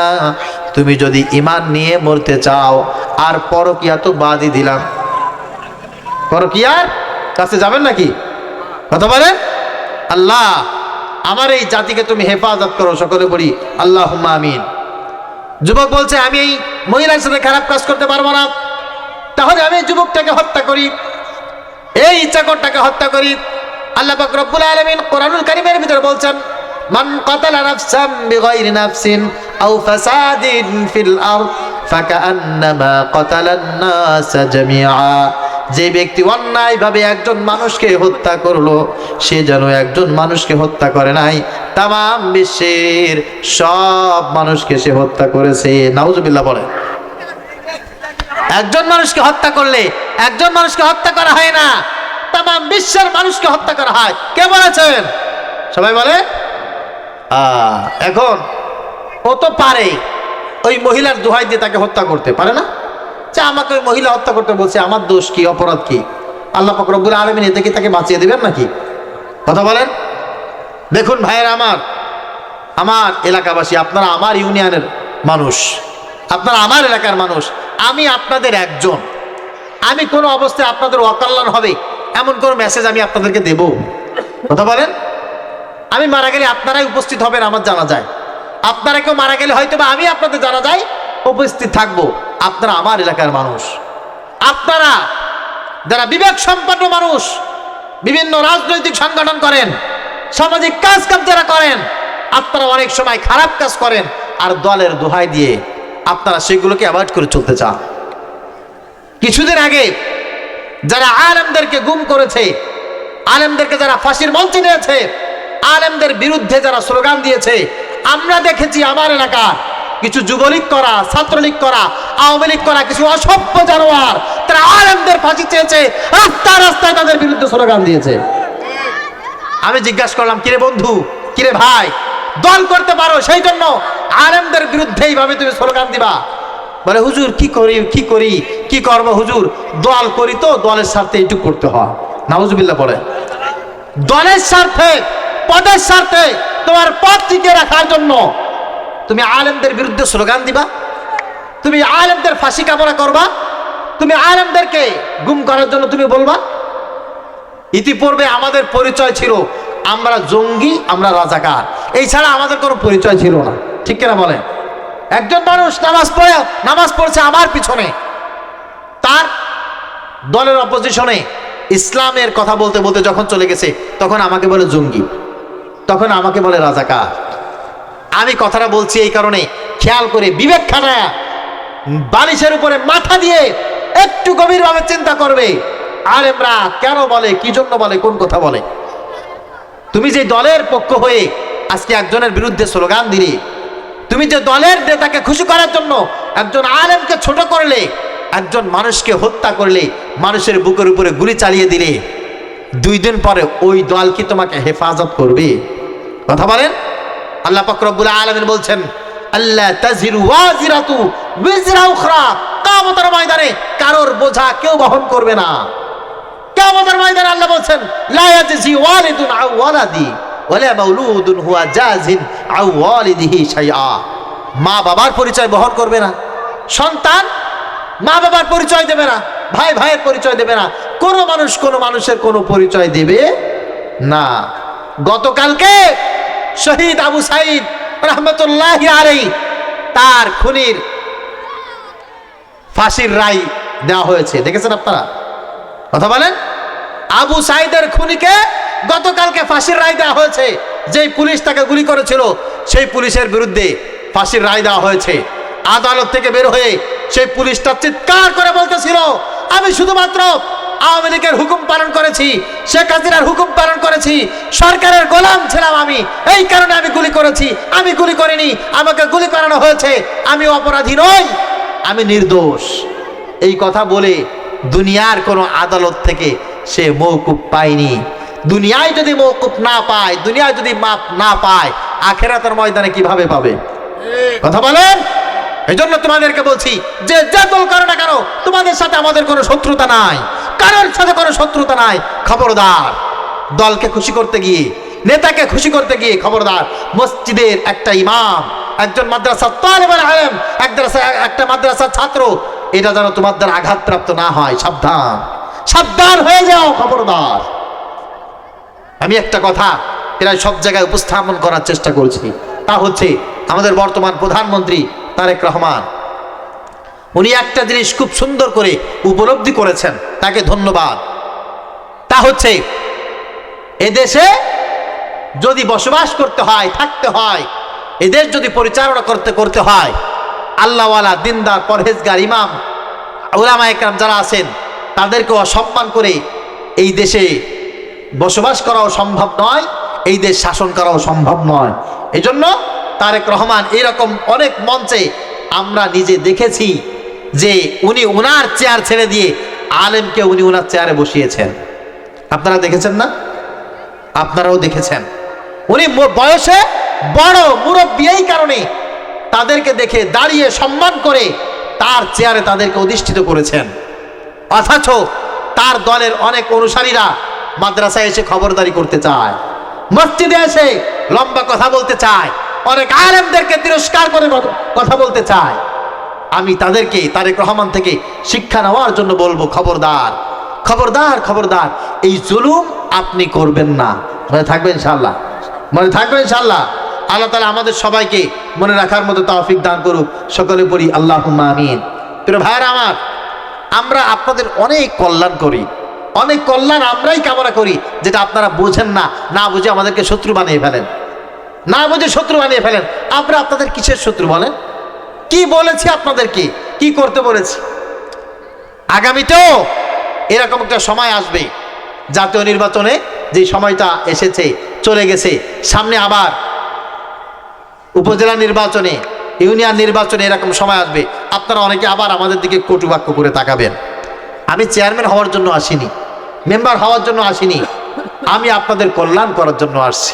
আল্লাহ পাক রব্বুল আলামিন এই কাজগুলোর কারণে আমাকেও তো ধরবেন, আমাকে তো ধরবেন। তখন আমি কি বলবো? আল্লাহ যখন বলবে তুমি তো জানতে, তুমি তোমার জাতিকে, তোমার এলাকার মানুষকে এই মেসেজগুলো কেন দেওনি, আমি কি উত্তর দেবো বলেন? কোনো উত্তর আছে আমার কাছে? ওই জন্য আমি আল্লাহর কাছে তো অন্ততপক্ষে বলতে পারবো, আল্লাহ আমি বলেছিলাম, এলাকার মানুষগুলোকে আমি শুনিয়েছিলাম, আল্লাহ তারা মানে নাই, এটা তাদের ব্যাপার। আল্লাহ হয়তো বা আমাকে অন্ততপক্ষে রুখসত দেবে, ঠিক কিনা বলেন? এজন্য সহায় সম্পত্তির দ্বারা মানুষ খারাপ কাজ করে, সহায় সম্পত্তির দ্বারা মানুষ ভালো কাজও করে, মানুষ ভালো কাজও করে। আল্লাহ পাক রব্বুল আলামিন কিয়ামতের ময়দানে একজন মানুষকে মাফ করে দিবেন। সেই মানুষটার নামাজে ঘাটতি ছিল, রোজায় ঘাটতি ছিল, অনেক কিছুতে ঘাটতি ছিল, কিন্তু আল্লাহ পাক রব্বুল আলামিন তাকে মাফ করে দিবেন। কেন মাফ করে দিবেন? ওই মানুষটা এমন কিছু জায়গায় টাকা পয়সা খরচ করেছে, ভালো কাজ করেছে, যেই কারণে আল্লাহ পাক রব্বুল আলামিন সেই দিন তাকে মাফ করে দিবেন। মসজিদ বানিয়েছে, মাদ্রাসা বানিয়েছে, এতিম বাচ্চাদেরকে লালন পালন করেছে, মানুষকে কোরআন শিখিয়েছে, হাদিস শিখিয়েছে, দ্বীনের কাজের ব্যাপারে অনেক সহযোগিতা করেছে, ওই ব্যক্তির টাকাগুলো ভালো কাজে ব্যবহৃত হয়েছে। এই জন্য কিয়ামতের ময়দানে আল্লাহ পাক রব্বুল আলামিন তাদেরকে মাফ করে দিবেন। আল্লাহ তাআলা বলেন আল কানাতিরিন মুকান্তরা, আর এই টাকা পয়সা গচ্ছিত ধনভাণ্ডার, এইগুলোর প্রতি মানুষের লোভ আছে, মানুষের মোহ আছে, মানুষের ইচ্ছা আছে। আবার আল্লাহ পাক রব্বুল আলামিন এটা থেকে কাউকে বঞ্চিত করেন, এটার ভিতরে আল্লাহ পাক রব্বুল আলামিন কাউকে সফলতা দান করেন। যাকে আল্লাহ তাআলা টাকা পয়সা দেন না, তাকে আল্লাহ পাক রব্বুল আলামিন কিয়ামতের ময়দানে সুন্দর আচরণের মাধ্যমে জান্নাতের মালিক বানায় দিবে। অনেকে চিন্তা করে টাকা পয়সা হলে মনে আমি অনেক টাকা পয়সা দিয়ে মসজিদ বানাইতে পারতাম, অনেকে বলে হুজুর টাকা পয়সা থাকলে আমি একটু হজ করতে যেতাম, টাকা পয়সা থাকলে আমি 10টা ছাত্রকে হাফেজি পড়াইতাম, আছে না নাই? টাকা পয়সা যদি থাকতো আমি এই করতাম, ওই করতাম, তা করতাম, অনেক অনেক উপমা দেয়। কিন্তু মনে রাখবেন, টাকা পয়সা থাকলে এই সমস্ত সব কাজ করা যায় না। হতে পারতো টাকা পয়সা থাকলে তুমি আরো খারাপ হয়ে যেত, কিন্তু আল্লাহ পাক রব্বুল আলামিন টাকা পয়সার অল্টারনেটিভ এমন একটা নিয়ামত আপনাকে দান করেছেন, আমাকে দান করেছেন। কিয়ামতের ময়দানে বান্দা যখন তার আমলনামা পড়বে, বান্দা আমলনামা দেখে নিজের আমলনামা দেখে অবাক হয়ে যাবে, হায় হায় আমি তো একজন গরিব মানুষ ছিলাম, অথচ আমার আমলনামায় 100 বার কবুল হজের সওয়াব, সুবহানাল্লাহ। আমার আমলনামায় 100টা মসজিদ নির্মাণ করার সওয়াব, আমার আমলনামায় 1000 কিলোমিটার রাস্তা নির্মাণ করার সওয়াব। ওই আমলনামা দেখে বান্দা নিজে বলবে, আল্লাহ এই আমলনামাটা আমার না। আল্লাহ বলবে, হ্যাঁ তোমার আমলনামা। বলে, আল্লাহ আমার আমলনামা, আমি তো হজ করি নাই এতবার, আমি তো এত মসজিদ নির্মাণ করি নাই, এত মাদ্রাসা নির্মাণ করি নাই, আল্লাহ এই আমলনামাগুলো আমার কি করে হয়? আল্লাহ পাক রব্বুল আলামিন বলেন, হ্যাঁ আমি জানি, এত টাকা পয়সা তোমার ছিল না, এত টাকা পয়সার মালিক তুমি না, কিন্তু আমি আল্লাহ পাক রব্বুল আলামিন তোমাকে কথা বলার মতো শক্তি দিয়েছিলাম। সুবহানাল্লাহ। কি বলেছিলাম? কথা বলার মতো শক্তি দিয়েছিলাম। কাউলুম মা'রুফু ওয়া মাগফিরাতুন খায়রুম মিন সাদাকাতিন ইয়াতবাউহা আযা আল্লাহু গনিয়্যুন হালিম। যখন তোমার সঙ্গে কারোর সাথে দেখা হয়েছে, সালাম দিয়েছো, মুস্কি করে হেসে দিয়ে সুন্দরভাবে কুশল বিনিময় করেছো, আমি আল্লাহ পাক রব্বুল আলামিন প্রত্যেকটা ভালো কাজের বিনিময়, ভালো কথার বিনিময় আমি আল্লাহ তাআলা এক একটা কবুল হজের সওয়াব তোমার আমলনামায় দান করে দিয়েছি। তুমি যখন মানুষের সঙ্গে মেলামেশা করেছো, সব সময়ের জন্য উৎকৃষ্ট কথা বলেছো, উত্তম উপদেশ দিয়েছো, সব সময়ের জন্য ভালো কথা মানুষের সঙ্গে বলেছো। কাউলুম মা'রুফ, কুল্লু মা'রুফুন সাদাকা, কুল্লু মা'রুফুন সাদাকা। নবীজি সাল্লাল্লাহু আলাইহি ওয়াসাল্লাম বলেন, প্রত্যেকটা ভালো কথা, মিষ্টি কথা এক একটা সাদাকা দেওয়ার শামিল। আপনি কারোর সাথে দেখা হয়ে সুন্দর করে যখন কথা বলবেন, কেমন যেন আপনি 1000 টাকা আল্লাহর রাস্তায় দান করে দিলেন। আপনি সুন্দর করে কথা বললেন, কেমন যেন 1 লক্ষ টাকা আল্লাহর রাস্তায় দান করে দিলেন। আর যখন মানুষের সঙ্গে দেখা করে, যখন মানুষের সঙ্গে কথা বলে মানুষকে কষ্ট দেন, মানুষকে খারাপভাবে কথা বলেন, গালিগালাজ করেন, তখন ওই কাজগুলো হয়ে যায় আপনার জন্য গুনাহের কারণ। আপনার জন্য কি হয়? গুনাহের কারণ। এই জন্য মানুষ বলে না যে ভালো হইতে পয়সা লাগে না, তার মানে হচ্ছে ভালো কথা বলতে পয়সা লাগে না। আপনাকে আল্লাহ পাক রব্বুল আলামিন টাকা দেয় নাই, পয়সা দেয় না, তাতে কি হয়েছে? আল্লাহ পাক রব্বুল আলামিন আপনাকে জবান দিয়েছে, আপনি একটু মিষ্টি মিষ্টি করে কথা বলবেন। আল্লাহ তাআলা বলেন, এইগুলো আমি পৃথিবীর সবচাইতে সুন্দর সম্পদ করেছি। এই জন্য আমাদের মানুষ আলহামদুলিল্লাহ, ইমানদারদের ভিতরে, মুসলমানদের ভিতরে অনেকের অনেক গুণ আছে, কিন্তু এমন খারাপ গুণ আছে, জবানটা দিয়ে মানুষকে এমনভাবে কষ্ট দেয়, খারাপ কথা বলে, নিকৃষ্ট আলাপচারিতায় লিপ্ত হয়, যার কারণে মানুষ খুব বেশি কষ্ট পায়। এর কারণে ওই মানুষটার ভালো কাজগুলো সব ভ্যানিশ হয়ে যায়। মান মান্না ওয়া মান্না ফাকাদ মান্না মান্নাহু। নবীজি সাল্লাল্লাহু আলাইহি ওয়াসাল্লাম বলেন, একজন মানুষ অনেক টাকা পয়সা উপার্জন করে, সেই টাকা পয়সা দিয়ে কাউকে দান করেছে, সহযোগিতা করেছে। দান করার পর, সহযোগিতা করার পর হঠাৎ করে সেই জবান দিয়ে তাকে সেই দানের ব্যাপারে খোঁটা দিয়েছে। তোকে এই দিয়েছিলাম না, তা দিয়েছিলাম না, এই করেছিলাম না, তা করেছিলাম না, কি করেছে বলেন? খোঁটা দিয়েছে। ফাকাদ মান্না মান্নাহু, তার সব দানগুলো নষ্ট হয়ে গেছে মুখের কথার কারণে।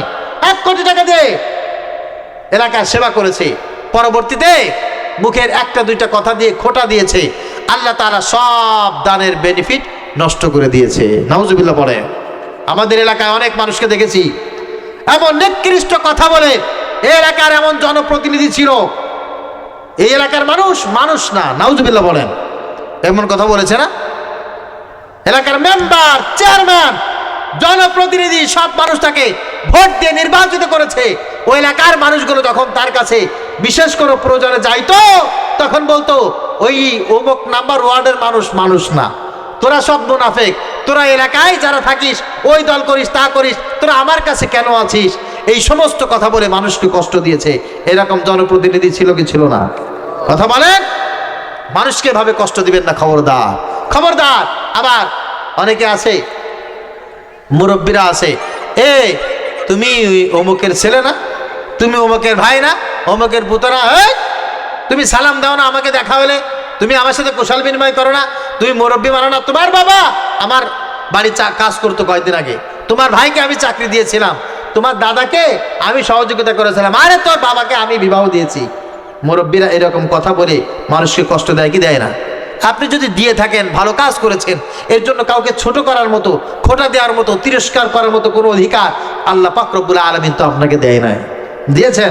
যদি ভালো কোনো কাজ করে থাকেন, আল্লাহর কাছে আপনি চাইবেন, আল্লাহ তাআলা তার বেনিফিট আপনাকে দেবে। খারাপ কোনো কাজ করলে আল্লাহর কাছে মাপ চাইবেন, কথা বলে কাউকে কষ্ট দিবেন না, মনে থাকবে ইনশাআল্লাহ। মানুষকে খোঁটা দিয়ে কথা বলবেন না। ভালো কোনো কাজ যদি করেও থাকেন, আলহামদুলিল্লাহ ভালো কাজ করেছেন, এর জন্য স্বীকার করি, দোয়াও করি, কিন্তু আপনি কাউকে খোঁটা দিবেন না, মনে থাকবে। খোঁটা দিয়ে কথা বলা ঠিক নয়, খোঁটা দিয়ে কথা বলা ঠিক নয়, খোঁটা দিয়ে কথা বলা মানুষের স্বভাবের ভালো কোনো দিক নয়। খোঁটা দিয়ে কথা বলা ঠিক নয়। নিজের ভুলের খোঁজ রাখে না যে সাধারণ, অপরের ভুল ধরে বেড়াই সেবা কারণ। নিজের ভুলের খোঁজ রাখে না যে সাধারণ, অপরের ভুল ধরে বেড়াই সেবা কারণ। খোঁটা দেয়া লোকজন কারো সংশোধনের তরে আন্তরিক নয়। খোঁটা দিয়ে কথা বলা ঠিক নয়। খোঁটা দিয়ে কথা বলা ঠিক নয়। খোঁটা দিয়ে কথা বলা মানুষের স্বভাবের ভালো কোনো দিক নয়। খোঁটা দিয়ে কথা বলা ঠিক নয়। উত্তম মানুষেরা খোঁটা দিয়ে কথা বলে না তো কখনো। যত হোক রাগ তবু সামলিয়ে নাই মুখ খোব তখনো। খুঁতে স্বভাবের কাজ হলো খুদ ধরা, খিটে খিটে মেজাজের ভাব খেইমেই করা। ঠিক, খুঁতে স্বভাবের কাজ হলো খুদ ধরা, খিটে খিটে মেজাজের ভাব খেইমেই করা। যাই বলো তাই বলো মানসিক দিক থেকে এরা স্বাভাবিক নয়। খোঁটা দিয়ে কথা বলা ঠিক নয়। খোঁটা দিয়ে কথা বলা ঠিক নয়। খোঁটা দিয়ে কথা বলা মানুষের স্বভাবের ভালো কোনো দিক নয়।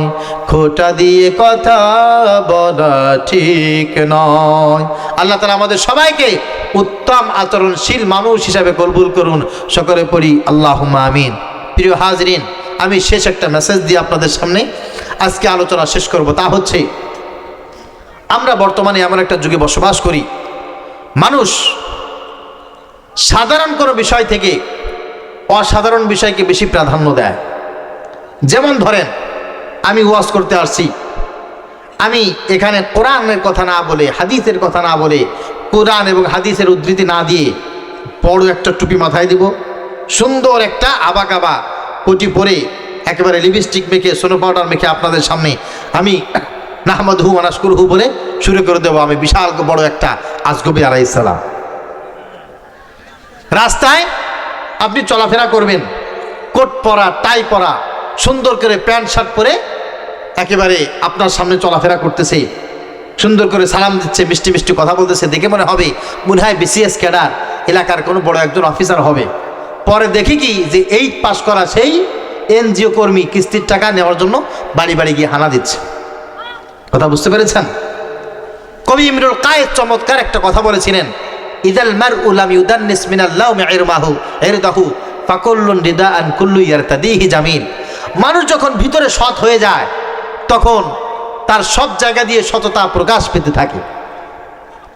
ছেঁড়া জামা হোক আর দামি জামা হোক, সব জায়গায় সততা প্রকাশ পায়। ভাইরালের এই যুগে আমরা দেখি বিভিন্ন জায়গায় এখন সাংবাদিক আছে না নাই? আমাদের এই ফকিরহাটে সাংবাদিকের অভাব নাই। সাদা, কালো, লাল, হলুদ, চতুর্দিকে চতুর্মুখী সাংবাদিক আছে না নাই? সাংবাদিকরা বর্তমানে সবচেয়ে বেশি চাঁদাবাজি বেশি করতেছে। বিভিন্ন জায়গায় সাংবাদিকরা যে চাঁদাবাজি করে, মিথ্যা নাটক, মিথ্যা ডকুমেন্টারি তৈরি করে বলে টাকা দিয়ে, তা নাহলে এগুলো ভাইরাল করে দেব। মানুষ যখন এই প্ল্যাটফর্মকে অন্যায় কাজের সামগ্রী হিসাবে, বস্তু হিসাবে মানুষ বাছাই করে নিয়েছে, ভালো কিছু মানুষ আছে তারা মিডিয়াকে ব্যবহার করে এলাকার উন্নয়ন করতে চায়, দিনের কল্যাণ তারা বয়ে আনতে চায়। এখানে অনেকগুলো মিডিয়া আপনারা দেখছেন, এগুলো কি ভালোর জন্য, ব্যবসার জন্য নাকি খারাপের জন্য? কথা বলেন, ভালোর জন্য। এই মাহফিলের আয়োজন যে ব্যক্তি শুরু করেছেন, উনি এই মাহফিলটা উপস্থিত প্রথমে থাকতে পারছিলেন না। উনি এই মিডিয়ার মাধ্যমে মাহফিলটা শুনে অনেক বেশি খুশি হয়েছিলেন। এজন্য ভালো কাজ আমরা যারা করতে চাই, মিডিয়ায় যদি ভালো কাজগুলো আমরা উপস্থাপন করি, কিভাবে উপস্থাপন করলাম, আমার উপস্থাপনের ঢাক ভঙ্গি কেমন হলো, এটা বিষয় না। ইতিমধ্যে আমরা জেনেছি সেই কুড়িগ্রামে তাজু ভাই একটা ছেলে, তার পোশাকের কোনো ঠিক ঠিকানা নাই, সাইজ নাই, লেখাপড়া জানে না, অথচ এলাকার অসঙ্গতি যেগুলি আছে সেগুলো বিভিন্ন জায়গায় মিডিয়ায়, মোবাইলের মাধ্যমে সেগুলো রেকর্ডিং করে ফেসবুকে দিয়ে, ইউটিউবে দিয়ে তার এলাকায় অনেক বেশি ভাইরাল, সমস্ত বাংলাদেশব্যাপী এখন সে ভাইরাল। এইটাকে নিয়ে আমাদের শিক্ষিত সাংবাদিক যারা আছে তারা খুব বেশি ট্রল করছে। বাংলাদেশের অসঙ্গতি তৈরি করার জন্য এদেশে সবচাইতে বেশি দায়ী এক শ্রেণীর শিক্ষিত হলুদ সাংবাদিক। তারা আমাদের দেশকে উল্টা করে সব সময়ের জন্য জাতির সামনে উপস্থাপন করতে চায়, ঠিক কিনা বলেন? ওই সমস্ত শিক্ষিত শয়তান অসভ্য সাংবাদিকদের চাইতে আমাদের এলাকার আনাচে কানাচে ছড়িয়ে ছিটিয়ে থাকা সাধারণ কিছু মানুষ যারা দিনের কাজ সৎভাবে করতে চায়, মিডিয়ায় প্রচার করতে চায়, তাদের দাম এই দেশের জন্য, দশের জন্য, দিনের জন্য অনেক বেশি। আমরা তাদের কল্যাণ কামনা করি, তাদের পাশে দাঁড়াবো, এবং বিশেষ করে এই খেদমত যারা করে আমরা তাদেরকে মহাব্বত করব, সাপোর্ট দেব তো ইনশাল্লাহ, এদেরকে আপনারা কোনো অবস্থায় কটূক্তি করবেন না, আর এদেরকে আপনারা ব্যবসায়ী বলে ছোট করবেন না। আলহামদুলিল্লাহ, আমরা বিভিন্ন জায়গায় দেখি মাহফিলে ছোট ছোট ইউটিউবাররা যায়, ক্যামেরাম্যানরা যায়, ওদেরকে আমরা না ভালোবাসি, না ওদেরকে না হাদিয়া দেই, এমনকি মেহমানদারি পর্যন্ত করি না, তাদের সাথে একটু ভালো ব্যবহার পর্যন্ত করি না। অথচ আমার মতো ইমরানের কথা আপনাদের কাছে কে ছড়াইতো বলেন? আমি কয়জন মানুষের সামনে গিয়ে বক্তৃতা দিতাম? ফেসবুক আছে বিধায়, ইউটিউব আছে বিধায়, টেলিভিশন আছে বিধায় আমরা মিডিয়ার সামনে কথা বললে সেই কথাগুলো কোনো না কোনোভাবে খুব সহজে আপনাদের কাছে পৌঁছে যায়। এই কথাগুলো যারা প্রচার করে, যারা রেকর্ড করে, এদেরকে আপনারা সম্মান করবেন, ইজ্জত করবেন, হাদিয়া দিবেন, মেহমানদারি আপনারা তাদেরকে করবেন। মনে থাকবে তো ইনশাল্লাহ? এই খেদমতটার আরজ আমি আপনাদের কাছে রেখে আপনাদের সকলের জন্য মন থেকে দোয়া করে এই মাহফিলের সফলতা কামনা করছি।